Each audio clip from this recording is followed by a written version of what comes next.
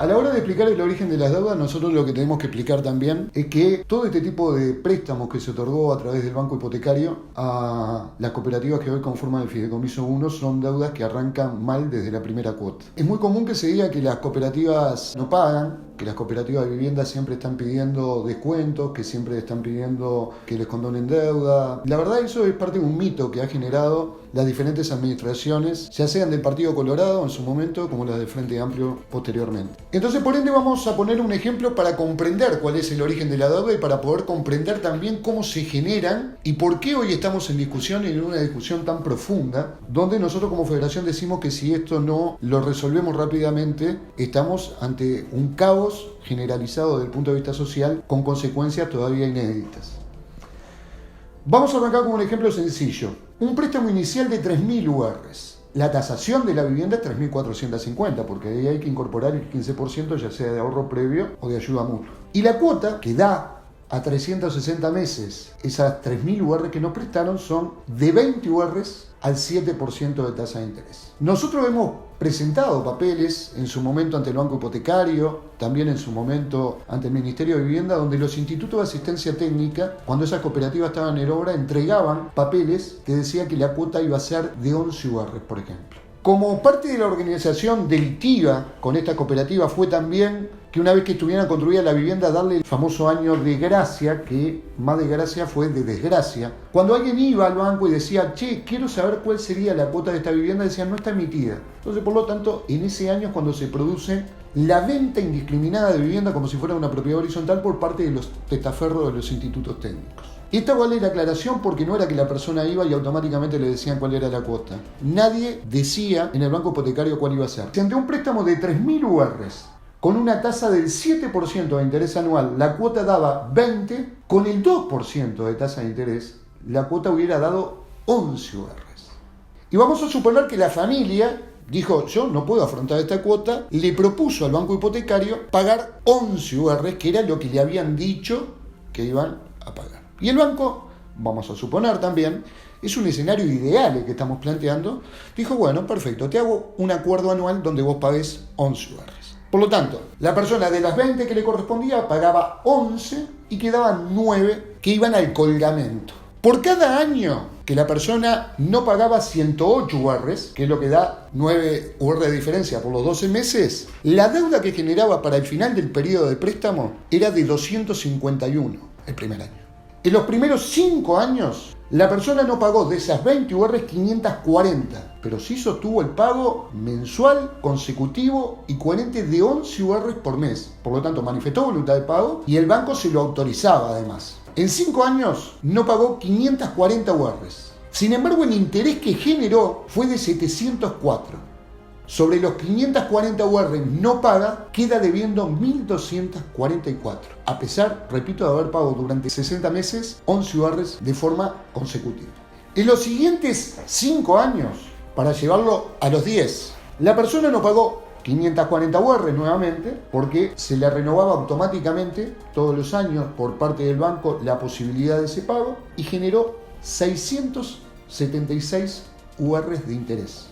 Es decir, ese segundo quinquenio debe 1.216 UR sobre las 540 no paga. ¿Por qué vamos a utilizar la franja de los 10 años? Porque es el mínimo que vamos a utilizar. Ustedes recuerden que el subsidio que aparece luego del acuerdo firmado entre el Ministerio con Covipro es en el 2008, pero se implementa a partir del 2009-2010. Por lo tanto, todas las cooperativas de propietarios tuvieron como mínimo 10 años sin subsidios, sin ninguna capacidad y posibilidad de que el Estado le generara otra cosa que no fuera aumentarle la deuda por no poder pagar.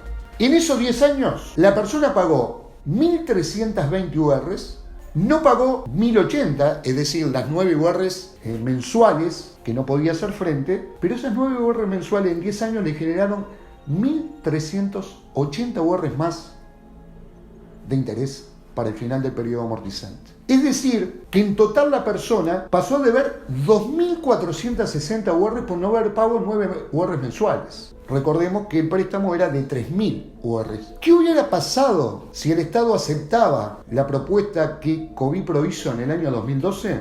Es que esas 2.460 UR que debe no existirían directamente, porque pagó durante 10 años 11 UR, que era lo que correspondía por el 2% de tasa de interés. Las 2.460 generadas son producto de una tasa de interés que 10 años después se intenta corregir, pero no de forma retroactiva, sino a partir de ese momento.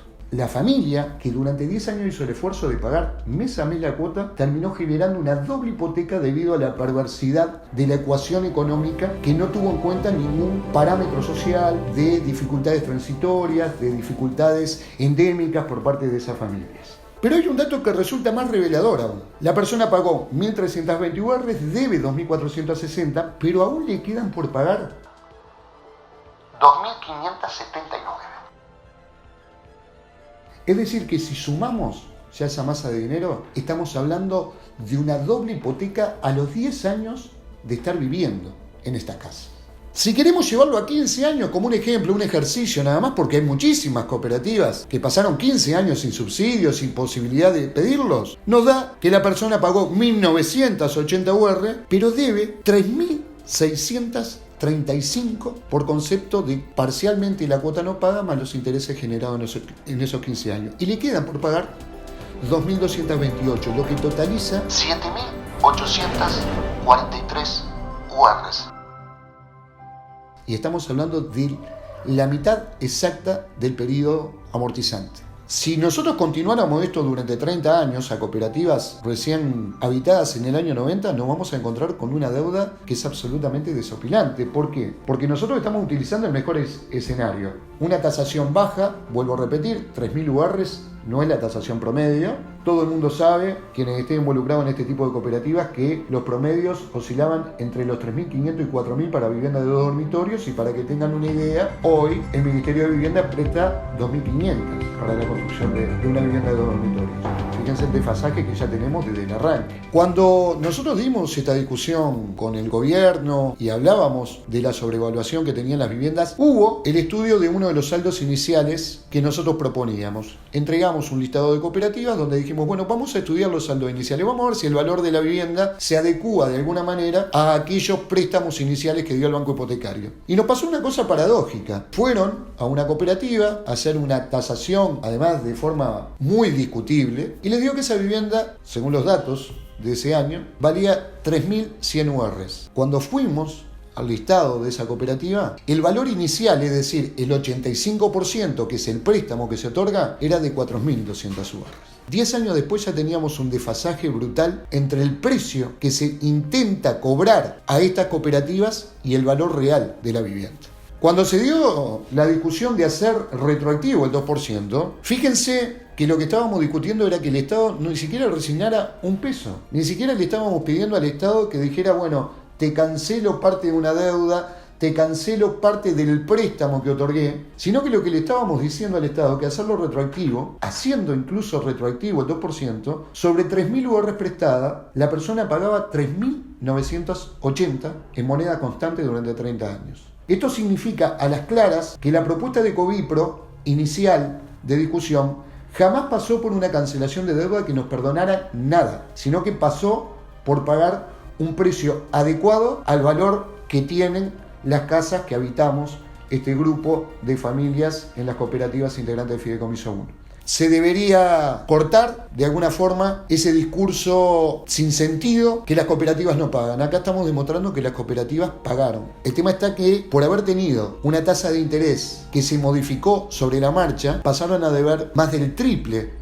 del préstamo que se les otorgó. Nosotros creemos que el Estado tiene la obligación de sentarse de forma inmediata a discutir la propuesta de Covipro, que es una propuesta de reestructura donde el Estado hoy tampoco va a poner un peso. Le aseguramos un reintegro mensual de $700.000 al día de hoy de las cooperativas que están organizadas en la federación, y que encima lo que le va a dar a eso es una imagen mucho más solvente por parte del Estado.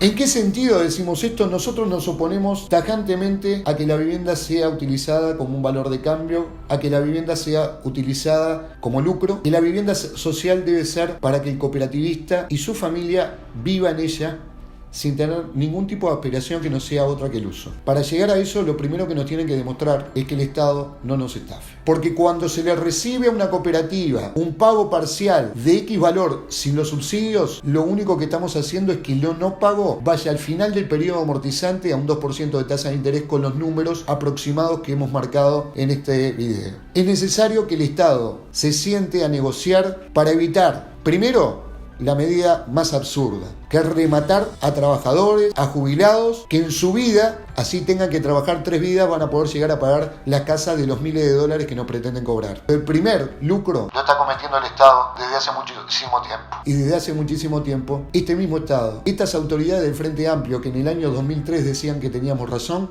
se niegan a recibirnos para discutir en serio una fórmula que contemple la realidad de los compañeros que viven en cada una de estas cooperativas.